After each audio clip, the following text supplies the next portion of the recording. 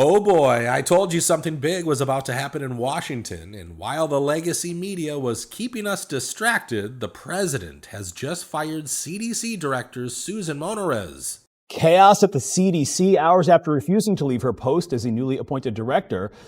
She's now been fired just weeks into her tenure. Dr. Susan Monterez, her attorneys say she has been targeted by HHS Secretary Robert F. Kennedy Jr. for refusing to support unscientific directives. Now, you might have seen some viral clips from her confirmation hearing. Do you agree with the American Medical Association that there is no scientific proven link between vaccines and autism? I have not seen a causal link between vaccines and autism. That is why I have no a priori prejudice against the mRNA platform or any other approach that is being taken to develop vaccines. And that is why we have safety and efficacy standards that the FDA puts in place for any of these medical product trials to ensure that anything that is being developed, we can have the confidence that we can put it in ourselves and our children, our family. So, as you can see, she had polarizing opinions, but most people don't even know what kind of past Miss Monterez has. You see, before she took up the leadership role at the CDC, she founded and ran the Advanced Research Projects Agency for Health, or ARPA-H for short. A lot of people don't know, but this agency, built under the Biden administration, is basically a healthcare version of DARPA. It's set up to continue high-risk, high-reward research, and we all know how dangerous that kind of research can be. Miss Monterez basically built that agency, so you can understand why people were baffled when the president nominated her for the role of CDC director. Another reason why people hate her is simply her passion for wearable health surveillance technology. Surely you remember how RFK Jr. has been talking about such devices. Diet, about their physical activity, about the way that they live their lives.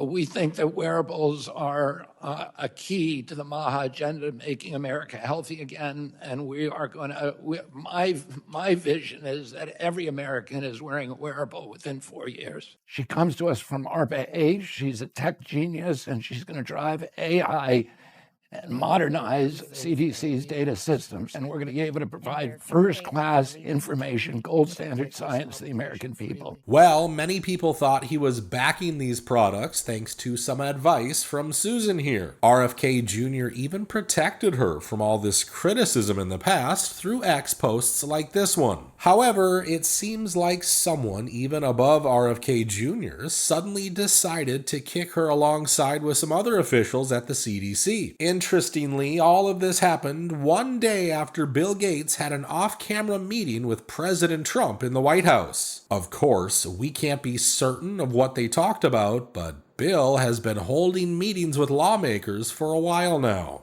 I'm here in Washington, D.C., meeting with lots of members of Congress. I'm going to encourage them to stay involved in global health, saving millions of children's lives with a small part of the budget. Could his meeting with the president have caused this huge shakeup in the CDC? Well, I doubt it, since the director shared Bill's views. He might actually have met the president to save Susan, but in that case, he clearly failed. Whatever the reason might be, I just hate the idea of slimy guys like Bill Gates meeting up with our sitting president behind closed doors. Another decision that has been controversial to say the least is the deal between the US government and Intel. That's right, Morgan. President Trump speaking to reporters in the Oval Office just now, saying that Intel CEO Lip Bhutan has agreed to give the United States government 10% of the equity in his company. People have even compared this deal to socialism, but Howard Lutnick was quick to kill these rumors.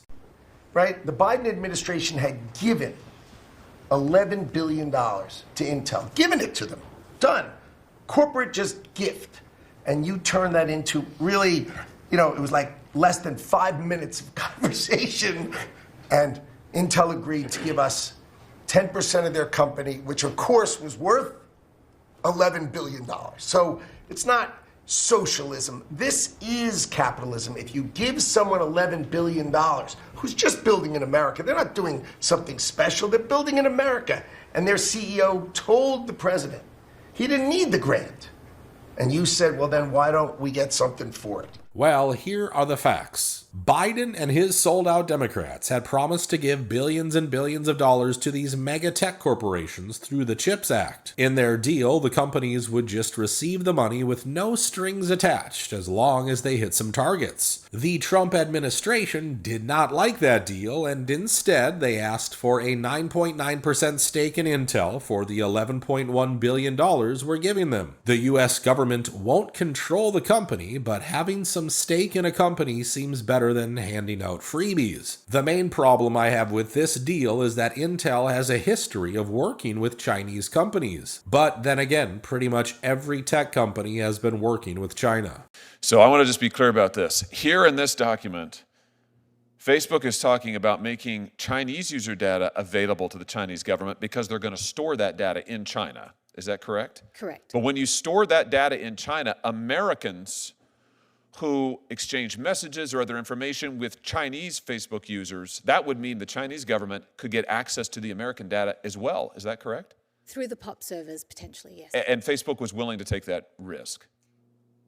Yes, there was a lot of discussion about this, and ultimately, yes. Now, so far, I've had some good things to say about this administration. However, there is one place where the president is failing our people. It's the property taxes, because they are killing the homeowners around this country. Bought this place for a little over $130K. It was complete fucking dump, inside and out.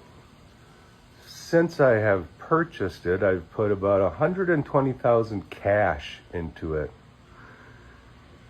Well, they come along and reassess it, my taxes are going to triple. And I did all that work on my own. I busted my ass.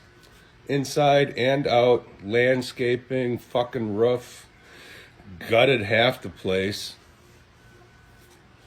It's getting to the point where I can't even afford to live in a house that I bought almost 15 years ago. While ordinary people are on the cusp of losing the homes they paid for, the politicians are doing just fine because they can use shady methods to get around these taxes. Take J.B. Pritzker, for example. He removed all the toilets from his multi-million-dollar mansion so that it can be classified as uninhabitable in the legal documents. He ended up saving $330,000 through this scam. He later paid that back, but this is just one example of how many of these millionaires pay no taxes while working class people are fighting to save their homes. The president can remove these taxes by once again using his influence over Congress, just like he did with that big beautiful bill. He won't even need to convince a lot of people, since a lot of lawmakers are already against the property taxes. In fact, even people like Vivek Ramaswamy are building their entire political campaigns around this issue.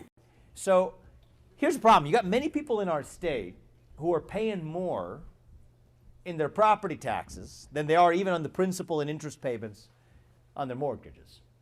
And that makes it feel a lot like the land that you own is really just a lease from the government. That's un-American. It's antithetical to our values, and it makes home ownership that much less accessible to young people. And even many older Ohioans see their property tax increased by a bureaucrat who says your land is worth more. They're not liquid. They got to move out of their house when they're living on a fixed income.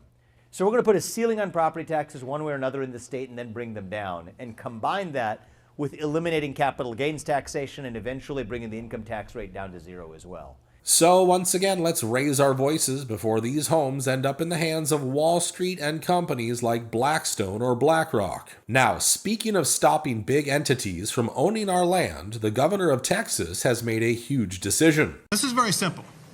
Hostile foreign adversaries like China, Russia, Iran, and North Korea, as well as foreign terrorist organizations like Trinidad and Tobago, must not be allowed to own land in Texas, period. And Texans should not have to compete against foreign adversaries when it comes to buying Texas land. That's right.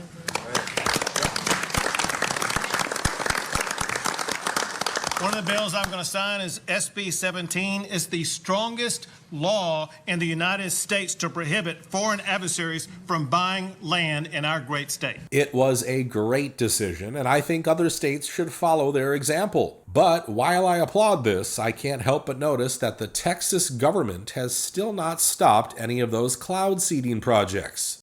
you guys go to Google and punch in NOAA Texas weather seeding. When that page comes up, scroll down to NOAA Library, click on that, and then scroll to the very bottom, and you can punch in any date you want for any location, any state where they're weather seeding. And if you punch in Central Texas, it'll show you that they've been weather seeding in that area, that they just had the massive floods at Camp Mystic. They've been doing it since March, and it goes all the way through November something. So they're going to be weather seeding that area, 10,000 square mile area, 10 different counties until like mid-November. So is somebody going to be held accountable for this? And are they going to continue to weather seed after we just had a massive catastrophe? I mean, 20 inches of rain is what I heard fell. But the river rose 26 feet, and there are like over 100 people passed away and gone, and they're still looking for kids under 1 year old.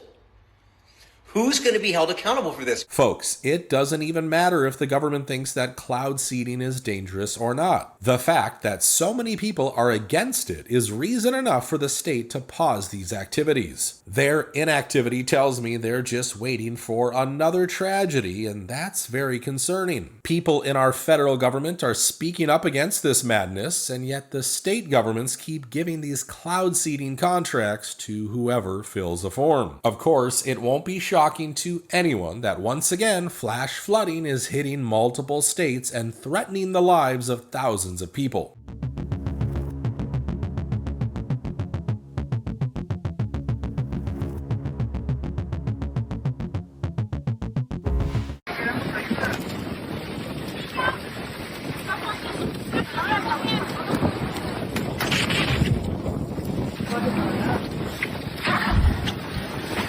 Now, next up, I want to show you a clip. I feel bad being the first guy to write you a ticket, but you know, I try to help you out. They said in my no license in the ticket. What's that? They send the ticket in the no my credit. I'm sorry, I guess I don't understand what. Maybe in the this my ticket in the my license. Yeah. Or how many years? Yes, that's the same guy whose actions ended 3 innocent lives. As you can see, he can barely speak English, and this makes me wonder just how in the world did he get his CDL? I mean, surely you need to be able to speak with highway authorities before you can drive a giant rig, but clearly that's not the case. This incident has once again shown us how broken our system really is. These incidents are happening all the time. We just don't hear about most of them. Luckily, they're now getting some much needed spotlight. We're going to end today's video right there. The purpose of this channel has always been to show both sides of the story and share news that doesn't get enough attention on other channels. You can agree with my take, or you can educate me by explaining why I'm wrong. In either case, I love reading your comments, so don't forget to share your thoughts down below. As always, I truly do appreciate you taking the time to watch today's video, and I hope to catch you in the next one.